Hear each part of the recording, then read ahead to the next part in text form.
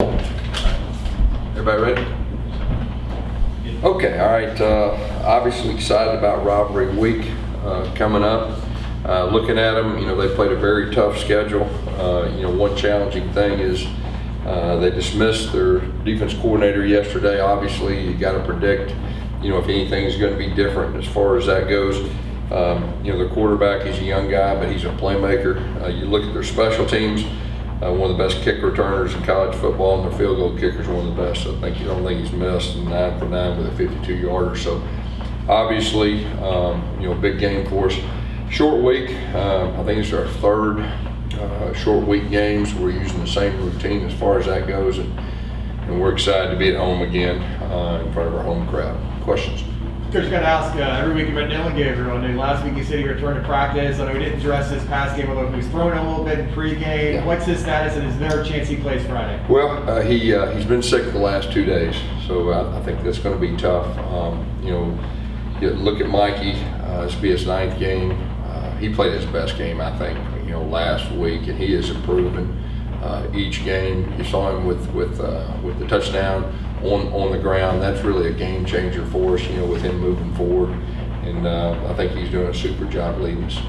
What challenges does, when the opposing team fires their coordinator, offense or defense, whatever it is, a few days before a game, what challenges? There is some challenges with that. There's no doubt. This late in the season, you got a lot of information as far as the personnel and what they've done and all that, but it's just kind of the unknown. Who's going to call it? Anything going to be different, same, whatever. You just got to be prepared anytime that happens. Of course, then you throw in a short week, and that makes it a little more challenging too. Then you throw in a rival too. So we'll just have to be able to adjust. Coach, last year, obviously we had the pandemic and things like that. And a lot of the message around here was, be thankful for the games you have this year, because whether or not you're playing is a question. With all the injuries and stuff, is there an aspect of that go in with the players this season about, the opportunity that each game provides to play? Oh yeah. Well, first of all, we're thankful. There's no doubt. It's great to be in front of a crowd like ours. That's been a lot of fun. It's been even fun for me, and. So our guys, they've hung in there all year. They've come out ready to play, and played hard every game. And so, it's last game. This is it. This is the last rodeo before the bowl game, and obviously it's a big one for us. How have you noticed the game slowing down for Mikey as the weeks have moved along? Yeah, you can just tell just by watching him, his demeanor and everything. And then, of course, the communication you have, in between series, and really the communication leading up to game week has been different. Just the questions he asked and the things he likes. At first, he's 18 years old and he's a true freshman, and at first, you'd ask him a question and he's good with everything. Now, it's kind of getting to the point, hey, I feel more comfortable with this, I feel more comfortable with that. That's good, that's growth, and that tells you that he's starting to kind of understand the big picture, and so that's been really good. 2 games into that platform setup, are you getting more comfortable with that? How's that working out for you? Yeah, I was more comfortable because we won. That's really about the only difference. And I will say this about our official. I really appreciate the officiating crew. In between every series, they were at least communicating, coming up to me, coach, anything, and that was a really, really good feeling, because the week before it wasn't that way, and it was like, it wasn't good. But I really appreciate the fact that they came in and checked in, and a lot of times from a coach's standpoint, just that communication, whether you agree or disagree, that communication like it would be if you're on the field. I'm sure players have talked about it in the 24 hours since Saturday's game, looking ahead to Friday. What do you know about this rivalry series between UCF and South Florida? Yeah, of course, I've heard a lot about it since I've been hired. I know how important it is to our fan base, and I'm sure theirs too. So, I've been blessed to be a part of some rivalry games, and this is a big one too. So, I'm looking forward to it. I like coaching rivalry games. I know their head coach pretty well. I know the receiver coach, was with me some at Auburn, so we're very familiar, and looking forward to playing. Going back to Mikey kind of building and growing, as it were, dealing with whatever's in front of him, the center change, he had Matt Lee come off the sideline. How do you think he dealt with that?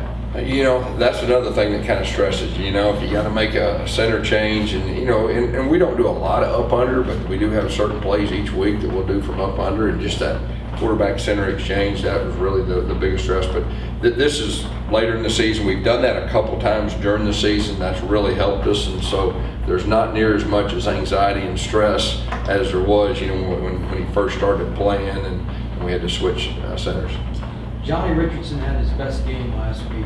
When did you know that he was ready to really carry the load?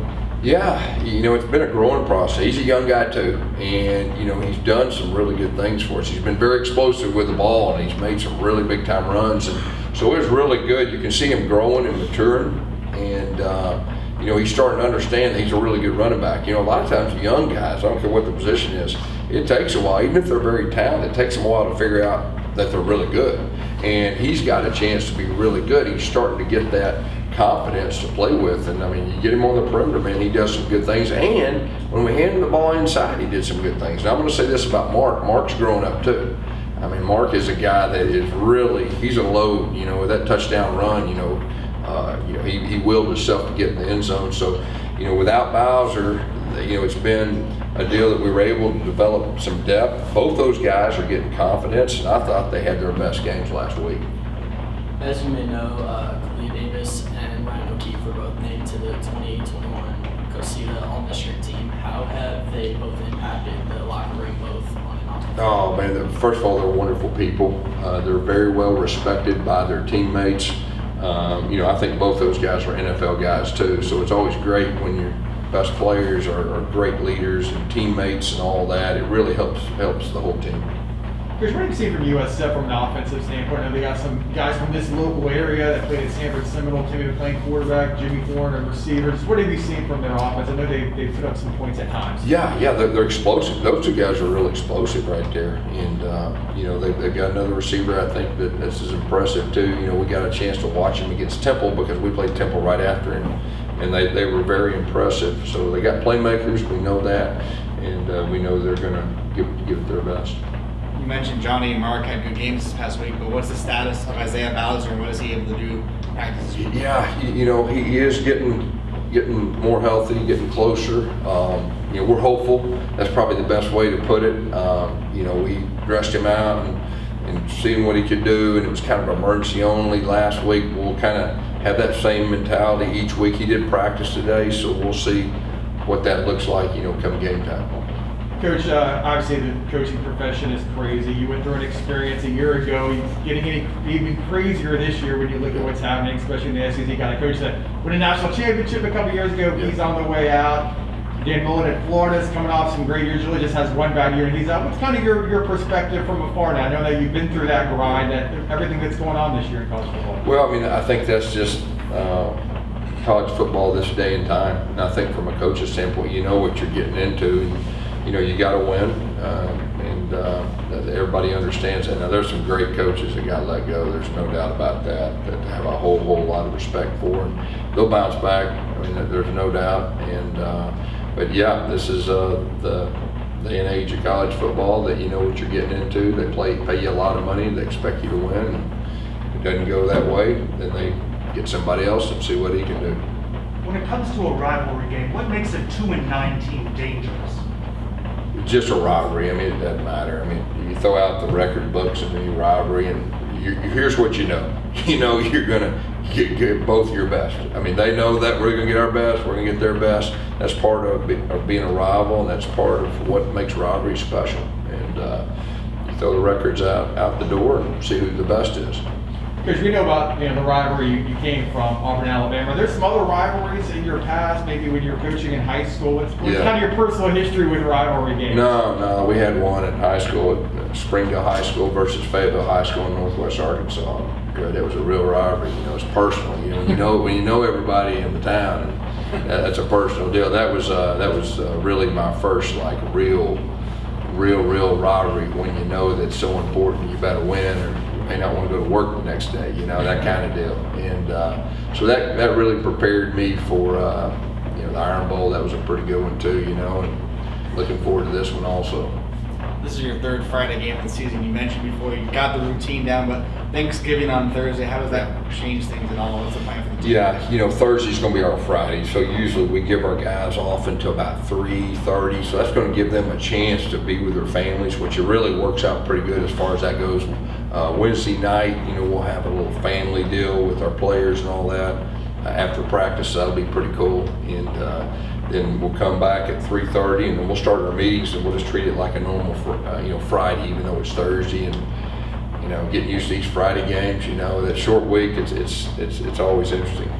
Coach, speaking of Thanksgiving, what are you most thankful for right now? Oh, wow. I'm thankful for a lot. I'm thankful for my family. I'm thankful for my family's health. I'm thankful to have these players that I've been blessed to inherit and coach. They've been a true blessing and blessed to be here. I mean, this is a special place. And I knew that from afar, but when you get here and you figure out exactly how good it is, and the people are wonderful. So really, it's a whole lot to be thankful for. What did these seniors mean to this program? Means a lot. These guys have won, and they've helped develop the foundation of this place. And then a new coaching staff comes in. It's always harder on the seniors than anybody else because you do things new. You got a new leader and new expectations as far as different things that go about. I'm just real appreciative of these seniors, the way that they've responded, the way they bought in. They're really the main reason that we hadn't folded our tent at times. There's been plenty of opportunities to point the finger, throw the towel in, or whatever, and they hadn't flinched. And they really kept this thing together and allowed us to be here at this time. And we're going to fight like crazy to get win number 8. You said you're familiar with Jeff Scott, the head coach at USF. How do you guys know each other? Well, when he was at Clemson, Chad Morris was the offensive coordinator at Clemson, one of my good friends, and Jeff coached with him, and they came over to Auburn a few times, talked football and all that. So, he's a guy that I've known for a long time. You talked a little bit about Thanksgiving. What's your favorite Thanksgiving dish side? God, I'm a big dressing guy. I like dressing and put a bunch of gravy on it, and I usually make myself sick. I get excited. But that's it. You're talking about, obviously, this war on I-4 rivalry, how you've heard it. Do you kind of remember as the coaching tour stops you made in the spring and summer, were fans talking to you about this rivalry and kind of telling you how important it is that you don't lose the game?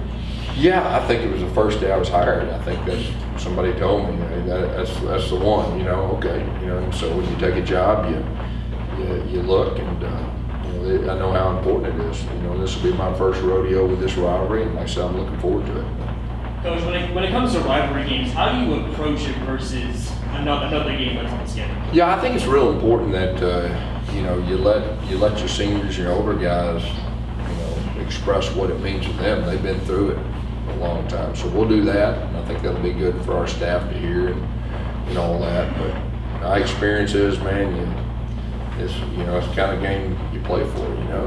You look forward to playing for. You know how important it is. That's fun to coaching games like that. It's fun to play in games like that. Coach, when you've got a rivalry and you've got one team that is clearly rebuilding, how much of a leg up can that be in terms of recruiting? Because sometimes you recruit the same guys. Yeah, I mean, there's no doubt all rivalry games are, from a college standpoint, you think about recruiting, they're all important as far as that goes. And, I'm real excited about how recruiting's going here. I mean, it's, we got a real chance. We got a real chance to finish this thing really strong. And I think I've told you this before, but it's going to be an unbelievable destination place for transfers, and so the future's bright. Thanks. All right. Thanks, Coach. Okay, thank you all. Thanks, guys.